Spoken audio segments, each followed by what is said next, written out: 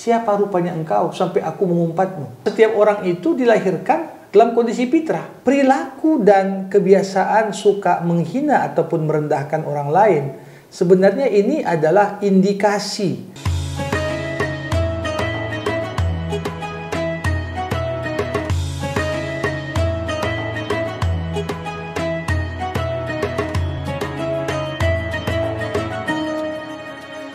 Ya, bismillahirrahmanirrahim. Assalamualaikum warahmatullahi wabarakatuh. Sahabat Al-Quran, kita kembali bertemu dalam menyelami rahasia Al-Quran.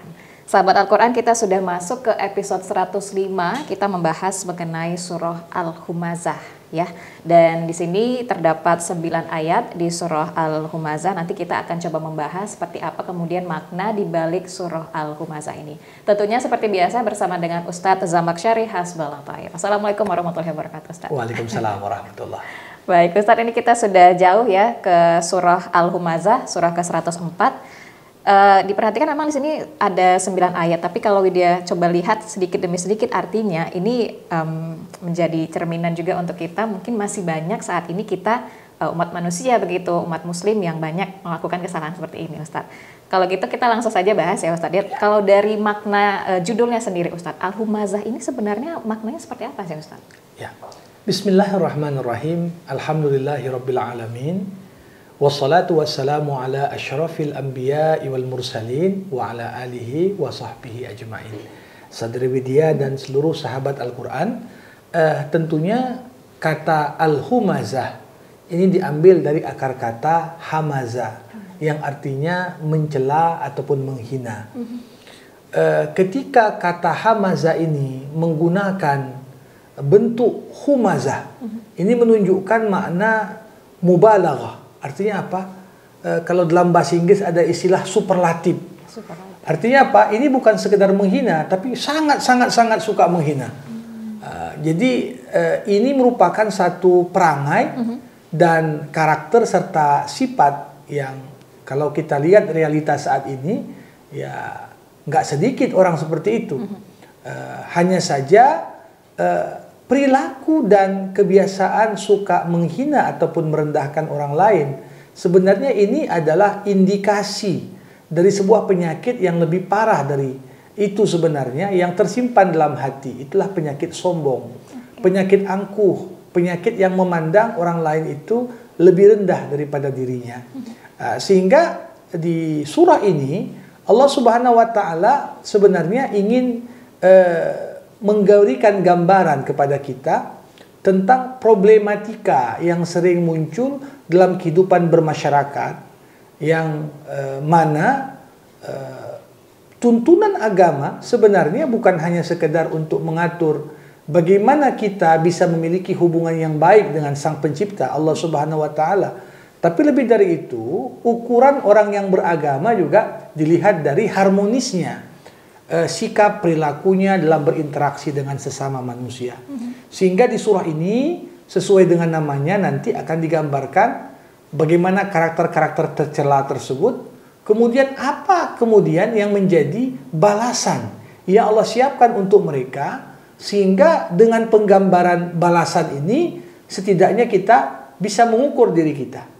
Ya, kalau kita takut dengan ancaman tersebut, ya kita perlu benahi diri, meninggalkan sikap-sikap seperti ini. Tapi kalau kita acuh tak acuh dan tak ambil peduli, berarti inilah gambaran percaya saat itu tidak, tapi itulah kebenaran yang disampaikan Allah yang menjadi balasan bagi setiap orang yang suka menghina dan mencemooh orang lain. Oke, baik. Kita langsung saja kalau begitu ke poin yang pertama, yaitu terkait dengan problematika akhlak dan moral antar manusia. Ini gimana nih, Ustaz? Tentunya kita menyadari betul manusia ini kan diciptakan Allah beraneka ragam. Beraneka ragam, dan setiap perilaku, sikap, akhlak ini sangat dipengaruhi dan diwarnai oleh lingkungan di mana seorang itu dididik dan dibesarkan. Walaupun sebenarnya dalam pandangan agama setiap orang itu dilahirkan dalam kondisi fitrah, ya. Orang tuanya lah yang membuatnya menjadi seorang Nasrani, seorang Yahudi, bahkan menjadi seorang Majusi. Tapi hakikatnya kita diciptakan membawa fitrah yang suci. Dan dalam diri manusia itu ada dua hal yang saling bertolak belakang. Hal pertama itu yang sering kita sebut dengan tabiat. Tabiat ini adalah konsekuensi dari sifat fisik manusia. Nah, makanya tabiat manusia itu apa? Sifat-sifat bawaan lahir kita. Manusia itu gak sabaran sifatnya, mau cepat. Manusia itu sering dan suka untuk berdebat. Manusia itu suka berkeluh kesah. Manusia itu pelit. Ini hal-hal yang sebenarnya merupakan tabiat manusia. Tapi di sisi lain Allah ciptakan kita dengan yang namanya fitrah. Fitrah ini adalah konsekuensi sifat-sifat yang ada dari aspek rohani manusia. Dan antara tabiat dengan fitrah ini bertolak belakang. Disinilah peran tuntunan agama bagaimana kita naik level. Dari yang manusia itu lebih condong kepada tabiatnya, diarahkan oleh tuntunan agama agar kita menapaki tangga untuk berada pada level yang sebenarnya, itulah level fitrah, suci. Ya, termasuk salah satunya adalah sifat sombong. Ya, manusia itu kenapa kita akan sombong? Pertama karena dia menolak kebenaran, dan yang kedua dia menganggap orang lain lebih rendah dari dirinya. Nah, sifat sombong ini sangat buruk sekali tentunya, dan sombong ini tercermin dari banyak perilaku kita. Ya, kalau zaman sekarang ada istilah rasisme, ya, melihat orang lain warna kulitnya mungkin hitam atau gelap, dia menganggap yang kulitnya terang dan putih lebih tinggi kedudukannya. Atau misalnya dia menilai orang lain. Nah, disinilah kemudian kesombongan itu Allah ekspresikan, gambarkan dalam sikap dan perilaku humazatil lumazah. Makanya Allah katakan wailun likulli humazatil lumazah. Wail itu ada dua tafsirannya. Wail bisa berarti kecaman dari Allah. Seakan-akan Allah katakan kebinasaanlah, kehancuranlah bagi siapa? Humazah dan lumazah. Tapi ada makna kedua. Wail ini dalam beberapa riwayat dikatakan itu adalah nama lembah di neraka jahanam. Jadi ketika Allah katakan wailun likulli humazatil lumazah, orang yang melakukan humazah dan lumazah tempatnya nanti di akhirat kelak adalah di lembah yang namanya lembah wail. Tempatnya di neraka jahanam. Nah, yang menarik adalah humazatil lumazah. Kalau diartikan dan diterjemahkan di banyak buku tafsir dan terjemah Quran, humazah diartikan pengumpat, lumazah diartikan pencela. Apa bedanya? Biasanya orang mengumpat itu menjelekkan orang di saat yang diceritakan tak ada di depan. Itu yang kita sebut dengan ghibah. Ya, kita jelek-jelekkan orang, kita jatuhkan seorang di saat yang bersangkutan tak mampu untuk membela dirinya. Tentunya perbuatan ghibah ini salah satu sebab terpenting yang bisa membuat manusia nanti bangkrut di akhirat. Pengertian bangkrut, amal-amalnya yang banyak, sholatnya, sedekahnya, puasanya. Tapi ketika dia mengumpat orang lain dan orang tersebut tak senang dengan umpatan tersebut, maka nanti akan diambil dari kebaikannya, diberikan kepada korban-korban umpatannya. Dan ketika tak tersisa amal-amal kebaikan, sebaliknya dosa dan kejahatan dari orang yang diumpatnya akan dialihkan kepada orang yang mengumpatnya. Nah, makanya pernah dalam sebuah riwayat dikatakan Imam Hasan Basri ketika dituduh beliau mengumpat atau menggunjing orang lain, Hasan Basri mengatakan, siapa rupanya engkau sampai aku mengumpatmu? Kalau aku ingin mengumpat seseorang, pasti yang kuumpat paling utama adalah kedua orang tuaku. Karena keduanya lah yang paling berhak atas pahalaku, katanya. Jadi di sini wailun likulli humazah. Yang mengumpat celaka baginya, dan umpatan itu bisa menghantarkan dia justru kepada lembah di neraka jahanam. Walaupun kadang-kadang kan kalau sudah namanya menggosip ataupun mengumpat ini nikmatnya itu Luar biasa. kadang-kadang membuat kita lupa.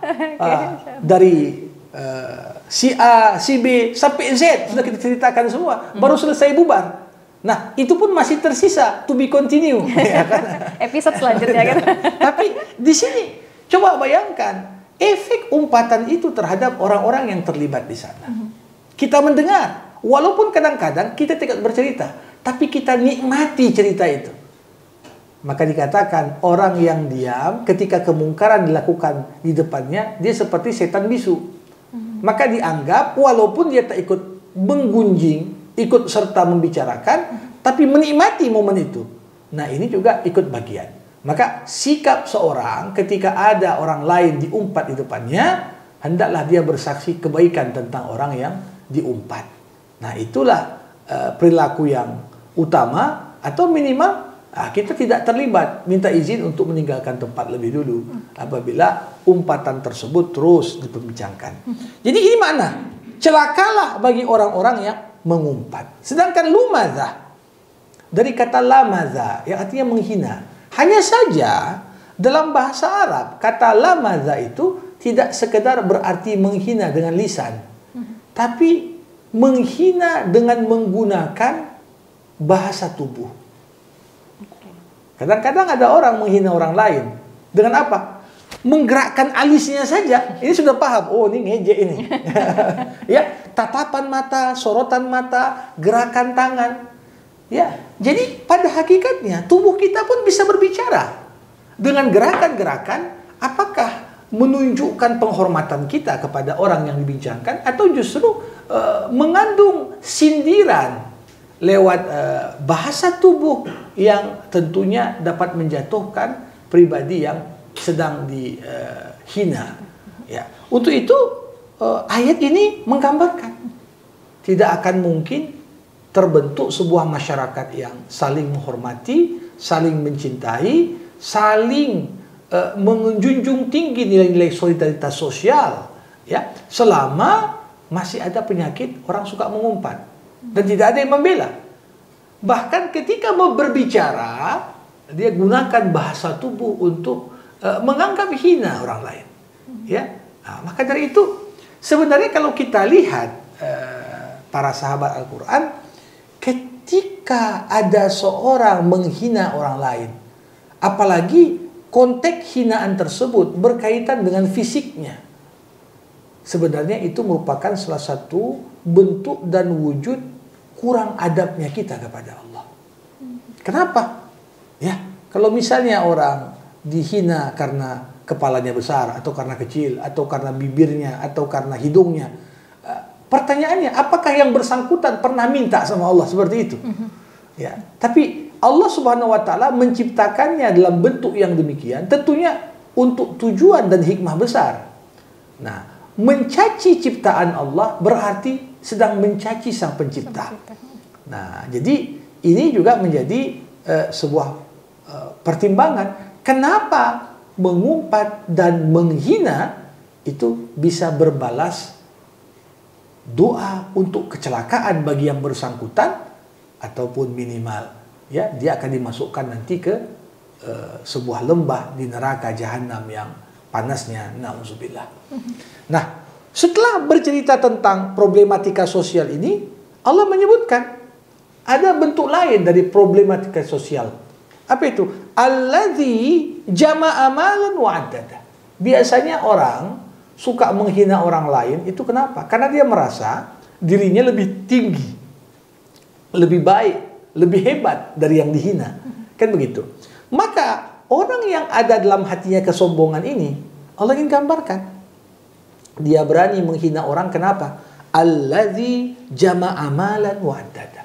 Karena kebiasaannya suka mengumpulkan uang dan menghitung-hitungnya. Nah, apakah salah cari uang? Tentunya kita semua diperintahkan dalam agama untuk mencari rezeki. Ya, mencari rezeki. Mencari karunia Allah di muka bumi. Kalau sekiranya niat kita dalam beraktivitas adalah untuk mencari karunia Allah dan rezekinya, ya, dengannya kita berikan nafkah untuk keluarga kita, untuk orang-orang terdekat kita, kita bantu yang susah. Tak ada problem di situ. Tetapi yang menjadi problem adalah ketika orang mencari harta tidak lagi sekedar untuk memperoleh rezeki, tapi tujuan harta adalah demi harta. Di sini filosofi dalam Islam. Islam mengajarkan kepada kita, harta itu milik Allah. Dan manusia mendapatkan amanah titipan harta untuk digunakan sebaik-baiknya. Jadi harta ini walaupun kita yang pegang, walaupun kita yang simpan, tapi sebenarnya itu bukan punya kita. Ya. Makanya filosofi harta dalam Islam, harta itu adalah sarana, bukan tujuan. Harta itu adalah sarana. Artinya mau ibadah pun perlu harta. Seorang wanita mau sholat, perlu mukena, perlu pakaian tutup aurat. Nggak bisa juga diperoleh gratis, perlu uang. Ya. Kita mau haji, ONH naik terus ini. Ya, artinya perlu juga uang. Mau sedekah, perlu uang. Nah, bagi orang yang mencari harta, harta dijadikan sebagai sarana, maka dia akan mudah mengeluarkan harta itu. Karena dia tidak mencari uang demi uang. Dia mencari uang agar uang ini memudahkan dia untuk berbuat ibadah dan ketaatan kepada Allah. Tapi yang menjadi problem adalah ketika filosofi bergeser, tujuan mencari uang adalah demi uang. Sehingga uang bukan lagi jadi sarana, tapi uang sudah menjadi tujuan. Sehingga di momen itu Allah deskripsikan dengan begitu apik di ayat kedua ini, mereka lah yang terus mengumpulkan uang. Tapi ketika uang terkumpul, diminta sedikit aja pun tak mau keluar. Karena dia anggap tujuan harta yang ngumpulin duit. Walaupun kemudian yang mengumpulkan tidak sempat menikmati apa yang dikumpulkannya. Nah, makanya kalau kita lihat, bagi orang-orang tertentu, ini kalau ditengok nggak perlu kerja lagi pun cukup sampai meninggal. Ya. Tapi kenapa? Karena di momen itu hartanya bukan lagi sebagai sarana, menjadi semacam sumber prestis bagi dia. Nah, tiap tahun dirilis 100 orang terkaya di dunia. Hari ini mungkin dia tahun ini nomor 75. Kayak mana tahun depan nomor 50? Kayak mana tahun depan jadi nomor 1? Kan begitu. Sehingga dorongan untuk terus mengumpulkan uang, dan dia anggap mengeluarkan uang untuk berbuat kebaikan itu ngurangi duit, ngurangi uang. Makanya dikatakan di sini wa'addada. Terus dihitungnya uang. Berapa pertambahan hartaku? Tahun depan berapa kira-kira proyeksi bertambah harta ini? Dalam beberapa tafsiran yang lain, kata addada diartikan dengan a'addah. A'addah artinya dia kumpulkan uang dan disiapkannya uang itu untuk masa tuanya. Tapi sering sekali manusia bisa berencana, tapi Allah lah yang memutuskan. Orang berencana nanti kalau udah usia 70, ya uang sekian, nanti tinggal pelesiran aja. Pergi ke Eropa, habis itu pergi ke Amerika, jalan-jalan ke Amerika Latin, balik lagi. Banyak yang cita-cita banyak gitu. Nanti saya tak mau kerja lagi, mau habisin duit aja yang dikumpulkan. Tapi apa yang terjadi? Apakah Anda tahu jatah hidup berapa yang tersisa? Ya, manusia bisa berencana, tapi yang menentukan tetaplah Allah Subhanahu wa taala. Makanya Allah katakan, ketika ada orang terus dijadikan uang sebagai tujuan, dikumpulkan uang sebanyak-banyaknya, apa motivasi mereka? Dijawab di ayat yang ketiga. Yahsabu annama lahu akhladah. Seakan-akan uang yang banyak yang sudah terkumpul itu bisa membuat manusia hidup abadi. Makanya sebenarnya ada hikmah besar. Ketika Allah Subhanahu wa taala mencabut satu persatu kenikmatan di saat usia kita sudah lanjut. Mata mulai rabun, telinga juga mulai kurang pendengaran, makan pun sudah banyak pantangan. Tujuannya apa? Tujuannya adalah agar ikatan hati dengan dunia satu persatu putus. Nggak berat kita tinggalkan dunia ini. Tapi di saat uang banyak, ya mau ini, mau ini, mau ini, mau ini, mau ini, tapi ternyata manusia ini terpedaya. Belum sempat dia gunakan harta yang dikumpulkannya, ternyata ajal sudah menjemputnya. Jadi manusia mengira harta yang banyak bisa membuat kita hidup abadi. Ya, dalam batasan tertentu mungkin ada gambaran seperti itu. Kalau orang kaya nggak nampak tua katanya, karena begitu keriput suntik botox misalnya, perawatannya mahal, atau perawatannya mahal. Tetapi hakikatnya, apakah harta jaminan makin banyak harta, jaminan usia juga makin panjang? Tidak ada yang tahu. Maka di sini yang Allah ingin ingatkan pada kita, jangan suka menghina, jangan suka menggunjing, walaupun uangmu banyak, jangan pernah kau kira uang banyak itu mampu menjadikan hidupmu abadi. Nah, jadi seperti kata Khairil Anwar, aku ingin hidup 1000 tahun lagi. Ya, sebenarnya semakin keterikatan hati dengan dunia itu kuat, makin tak rela kita mati. Makanya orang kan mengatakan begini, berani hidup tak takut mati. Takut mati, jangan hidup. Jangan hidup. Takut hidup, mati saja. Kan begitu. Artinya semakin banyak problem dalam hidup, orang biasanya milihnya doa pun minta mati. Kalau banyak problem, tapi kalau banyak kenikmatan, biasanya orang kalau bisa jangan cepat lagi ya Allah. Jadi ini gambaran 3 ayat pertama. Nah, sikap dan problematika yang demikian berkaitan dengan masalah akhlak yang punca atau sumbernya itu berangkat dari hati yang angkuh dan sombong. Allah ingin berikan gambaran bagaimana balasan untuk mereka. Kalla layun bazanna fil hutamah. Sekali-kali tidak. Seakan-akan Allah mengatakan, yang pikir hartanya dapat mengabadikannya. Sekali-kali tidak. Banyak orang zaman sekarang, slogan hidupnya, uang adalah segalanya. Mereka merasa, ya udah kalau uang banyak, semua problem bisa selesai. Tetapi Allah ingin katakan, tidak. Tidak. Ada orang, uangnya banyak, tapi untuk sekedar bahagia, tersenyum, bahkan mudah tidur, perlu pil dan obat-obatan. Ada orang, di mana duduk, di situ tidur dia. Saking tidak ada problem dalam kepalanya. Ya tidak apa-apa. Nah, Allah katakan, kalla.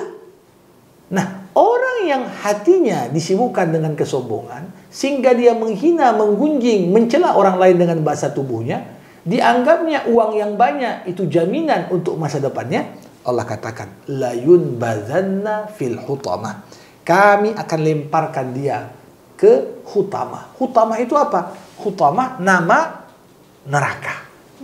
Hutamah diambil dari akar kata hattama, yang artinya meremukkan dan menghancurkan. Jadi seakan-akan Allah menamakan neraka itu dengan nama hutamah karena sifat neraka ini meremukkan dan menghancurkan tubuh orang yang masuk di dalamnya. Sekuat apapun kita, masuk ke neraka itu habis. Ya, artinya uang yang banyak pun tak bisa untuk membuat kita abadi. Ya, Allah katakan, wa ma adraka mal hutamah. Tahukah kau apakah hutamah itu? Tahukah kau bagaimana deskripsi neraka yang Allah namakan sebagai tempat penghancur bagi jasad dan jasmani manusia yang di dunia dapat fasilitas luar biasa. Karena kalau kita lihat orang yang mengumpulkan uang, ini biasanya fokusnya kepada tubuhnya. Tapi kurang memperhatikan kebutuhan spiritual dan rohaninya. Ya, makanya Allah katakan, wa ma adraka mal hutamah. Narullahil muqadah. Itulah api Allah, azab Allah yang terus dinyalakan. Nah, kita tahu betul setiap kata kalau disandingkan dengan nama Allah menunjukkan arti kemuliaan. Bait rumah, kalau jadi baitullah, rumah Allah, jadi mulia ini. Kitab buku, kitabullah, jadi kitabnya Allah menjadi mulia. Begitu juga nar. Nar ini api, api neraka.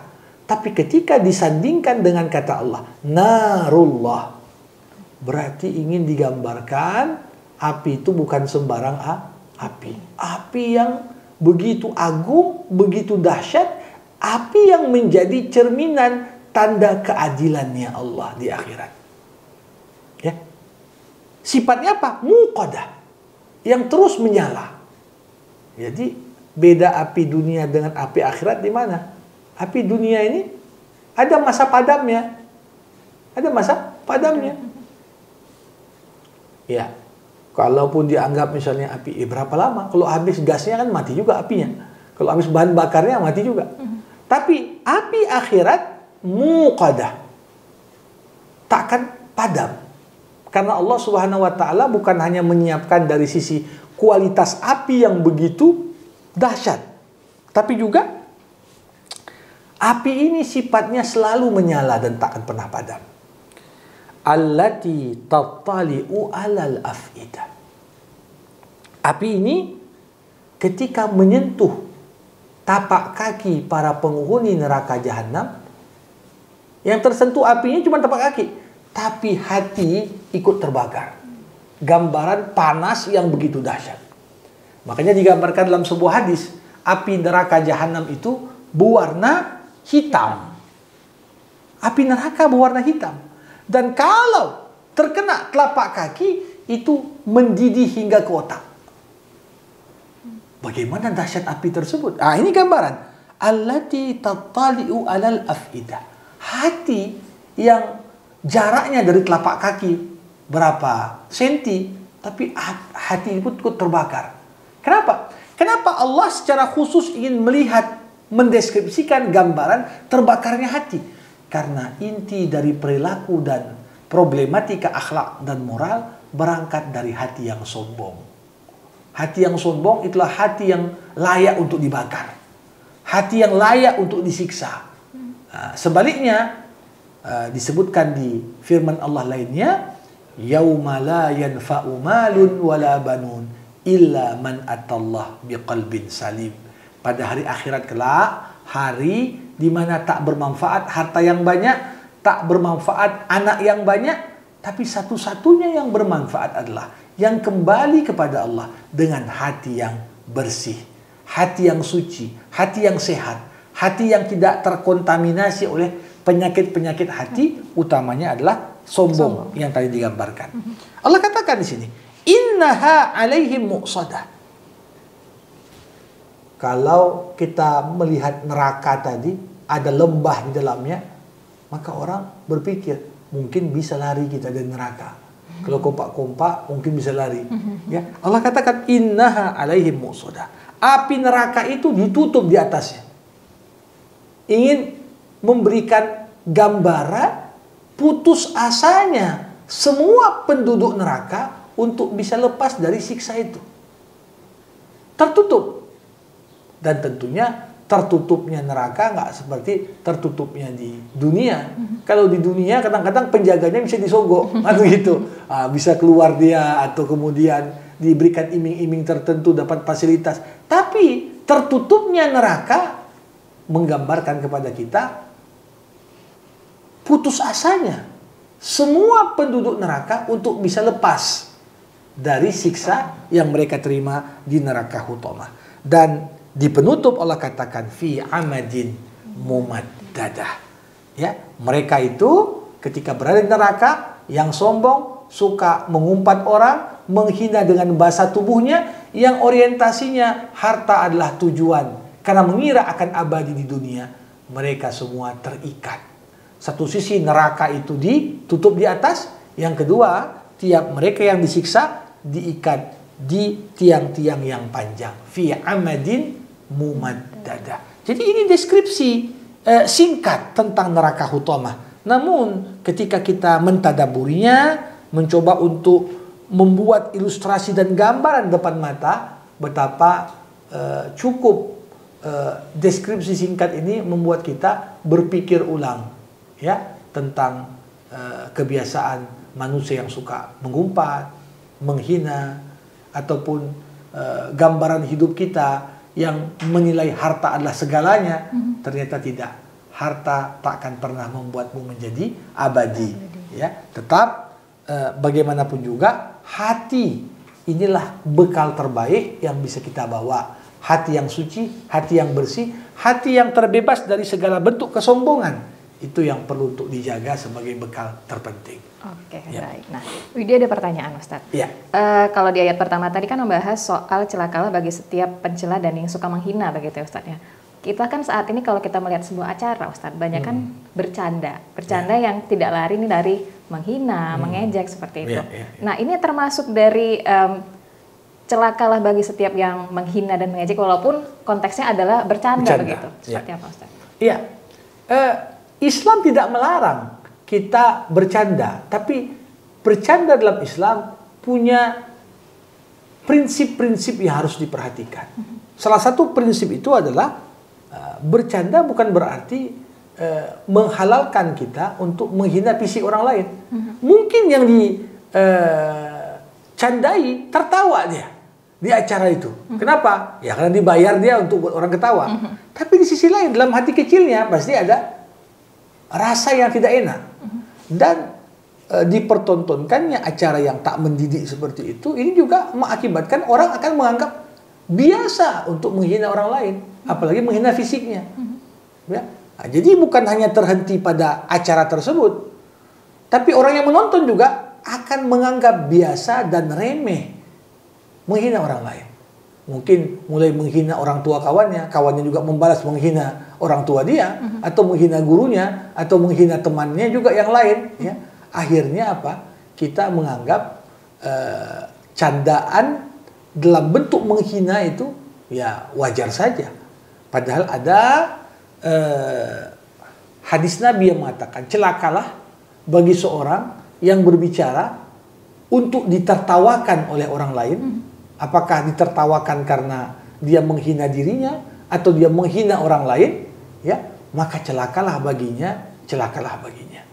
Nah, jadi ada hal-hal yang perlu untuk diperhatikan. Jangan kemudian apalagi ada urusan-urusan tak boleh dipercandakan dalam Islam. Misalnya 3 hal bercandanya dianggap serius, seriusnya pun dianggap serius. Urusan nikah, urusan cerai, urusan rujuk, itu tidak boleh. Apalagi kemudian mempercandakan hal-hal yang sifatnya sakral dalam pandangan umat beragama. Nah ini juga sangat berpotensi untuk ya memperkeruh suasana atau bahkan menimbulkan gejolak di tengah-tengah masyarakat. Nah, jadi bagaimana kemudian orang-orang yang bercanda ini perlulah artinya menggunakan style gaya yang lebih baik, bukan hanya sekedar menyerang fisik orang. Dan itu tentunya walaupun kita tertawa ikut bersamanya, tapi hakikatnya itu membawa kita untuk ikut berdosa. Oke, baik. Ustaz, satu lagi ya kalau gitu Ustaz. Ini yang ayat kedua terkait dengan mengumpulkan harta dan menghitung-hitungnya. Biasanya Ustaz, ini kalau dia berkaca dari lingkungan rumah gitu, keluarga. Kalau ibu-ibu misalnya dapat pemasukan begitu setiap bulannya, pasti kan ada hitungannya tuh Ustaz, ini untuk kemana. Terkadang dihitung-hitung, ini cukup nggak ya? Jadi bolak-balik dihitung. Apakah itu termasuk yang nggak boleh Ustaz, sesuai dengan ayat 2 kita? Nah, ya. Begini, motivasi ya kaum ibu ya menghitung-hitung ini kan karena setiap lembar itu sudah ada posnya itu kan. Jadi dia mencoba ingin memastikan bagaimana ya pengaturan keuangan itu bisa cukup untuk kebutuhan sebulan. Nah, jadi ketika dihitung-hitung ini beda dengan konteks orang menghitung bukan untuk digunakan tapi untuk sekedar prestis. Oke, baik. Ya, membanggakan dirinya. Oh, si fulan itu kekayaannya sekitar 300 triliun misalnya. Oh, tahun depan naik rupanya menjadi 500 triliun. Bahkan dibuat ranking-rankingnya. Ya, ada majalah yang khusus ngitungi duit orang saja. Ngitungi uang orang. Artinya si fulan peringkat sekian, ini turun dia tahun ini, tahun depan naik lagi. Ya. Hal seperti ini yang sebenarnya dikecam oleh karena itu menggambarkan uang menjadi tujuan bukan sarana. Tapi si ibu-ibu yang menghitung tadi ini tetap masih dalam konteksnya uang sebagai sarana. Oke. Ya. Oke, baik. Jadi Untuk ibu-ibu insya Allah masih aman ya Ustaz, Aman, karena ya, kan kebutuhannya jelas gitu ya Ya, Ustaz ya. Oke, baik. Sahabat Al-Quran, untuk surah Al-Humazah sudah selesai tadi apa yang disampaikan oleh Ustaz. Ini benar-benar apalagi terkait dengan bagaimana kita menghina orang, mencela orang, gibah juga ya Ustaz ya. Ini nggak jauh-jauh sebenarnya dari lingkungan kehidupan kita. Jadi ayo kita sama-sama belajar lagi, ingatkan diri kita bahwasannya menggibah, mencela orang lain itu tidak boleh untuk dilakukan, dan jangan terlalu ini ya mengumpulkan harta hanya untuk prestis tadi begitu ya sampaikan Ustaz. Kita tutup sampai di sini sahabat Al-Quran. Jangan lupa like, komen, dan subscribe di YouTube channel kita. Insya Allah kita kembali lagi di episode selanjutnya. Wabillahi taufiq wal hidayah. Assalamualaikum warahmatullahi wabarakatuh.